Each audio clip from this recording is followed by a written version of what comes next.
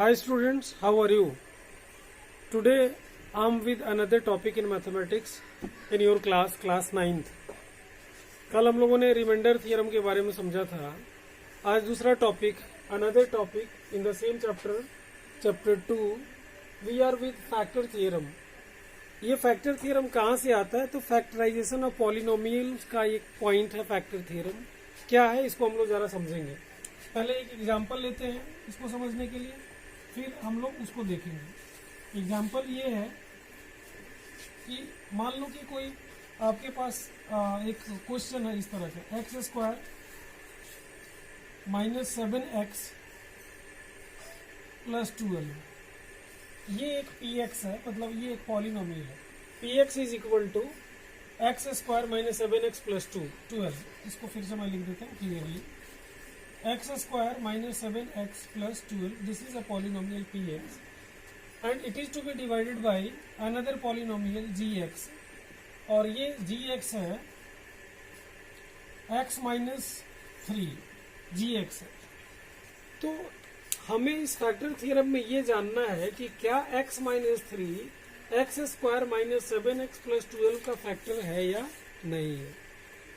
तो इसे चेक करने के लिए हम लोग क्या करते हैं, डिवाइड करते हैं. जैसे फैक्टर चेक करने के लिए जैसे 12 का फैक्टर हम लोग लिखते हैं ऐसे 2 into 2 into 3. तो 2 is also a factor of 12, this 2 is also a factor of 12 and 3 is also a factor of 12. तो ऐसे पूछा जाता है कि चलिए बताइए कि आपका 25 जो है ये 225 का फैक्टर है कि नहीं. तो हम क्या करते हैं, 225 में 25 से डिवाइड करते हैं, और डिवाइड करने के बाद 9 जा 225 हो गया, ये कट गया, मतलब रिमाइंडर 0 आ गया. तो इसका मतलब ये 25 इज अ फैक्टर ऑफ 25. ऐसे अर्थमेटिक में हम लोग समझते हैं. लेकिन सॉरी वही पॉलिनोमियल में हम कैसे समझेंगे. तो इसी को समझने के लिए फैक्टर थ्योरम आता है. तो देखिए कैसे, जैसे रिमाइंडर थ्योरम में आप gx का 0 निकालते थे, तो इसका भी 0 निकालेंगे. सॉल्यूशन में x minus 3 is equal to 0, तो x इज इक्वल टू 3 कर देंगे.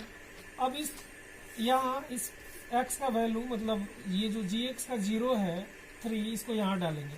नाउ p3 को डालने के बाद आप देखिए 3 का square minus 7 into 3 plus 12. Now 3 3 जब 9 minus 21 plus 12, 12 9 21 minus 21 is equal to 0. मतलब यहाँ 3 डालने पर gx का 0 3 डालने पे यह 0 आ गया, मतलब रिमाइंडर 0 आ गया. यह रिमाइंडर इज 0, रिमाइंडर 0 आ गया. तो हम कह सकते हैं कि ये x minus 3 is a factor of, इसका फैक्टर ये x square minus 7x plus 12, मतलब x minus 3 x square minus 7x plus 12 का फैक्टर है. केवल ऐसा चेक करके हम कर सकते हैं.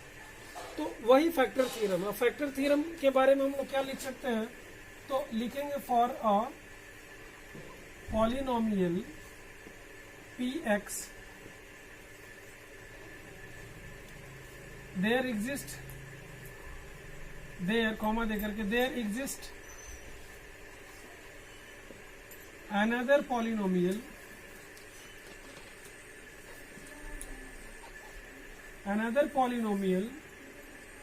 gx in such a way that degree of px is greater than degree of gx, है ना. मतलब gx की डिग्री से अगर बड़ा है and gx is equal to, मान लीजिए x माइनस a है, then PA and x minus a and PA means 0 of this gx का 0, PA is equal to 0, then x minus a is a factor of px. ये आपका मतलब इसका explanation है जिसको यहाँ लिखा गया कि जैसे हमने px लिया, एक पॉलिनोमियल लिया x square minus 7x plus 12, दूसरा पॉलिनोमियल gx जो कि डिवाइजर के रूप में लिया x माइनस 3, और इसके जीरोज को x माइनस 3 के जीरो को जो 3 आया जब रखा गया तो 0 आ गया, तो 0 आया मतलब रिमाइंडर 0 आया। जब रिमाइंडर 0 आया तो हम कह सकते हैं कि ये x माइनस 3 इस x square minus 7x plus 12 का फैक्टर है। इसी चीज को हम जब एक्सप्लेन करेंगे तो ऐसे लिख सकते हैं, for a polynomial px there exist another polynomial gx in such a way that degree of px, मतलब px की डिग्री डिवाइडेंड की डिग्री डिवाइजर की डिग्री से बड़ा होना चाहिए, तब डिवाइड करेंगे। बड़ा या इसमें आप बराबर भी लिख सकते हैं, बड़ा और बराबर होगा तो gx से बड़ा या बराबर होगा तो डिवाइड होता है। मान लीजिए gx is equal to x minus a है, तो और इस a मतलब इसका 0 जब डालते हैं, मतलब x माइनस a का 0 a हो जाता है, तो a को जब यहाँ डालते हैं pa इज इक्वल टू 0 हो जाए, तो ये x माइनस a जो है px का फैक्टर है। ये फैक्टर थ्योरम बताता है। इस आधार पे आप इसमें बहुत सारे क्वेश्चंस हैं जिसको आप कर सकते हैं। जैसे पहला क्वेश्चन है, कहता है determine which of the following polynomials has x plus 1 age factor. Exercise 2.4 को मैं समझाता हूँ, एक क्वेश्चन इसमें देखिए। जैसे पहला क्वेश्चन है, determine x plus 1 is a factor of x cube plus x square plus x plus 1। तो यहाँ px क्या है इसको देख लीजिए, px is equal to x cube plus x square plus x plus 1। ये है इसका फैक्टर किसको चेक करना है, तो x प्लस 1 को gx के रूप में आप x प्लस 1 लिख सकते हैं।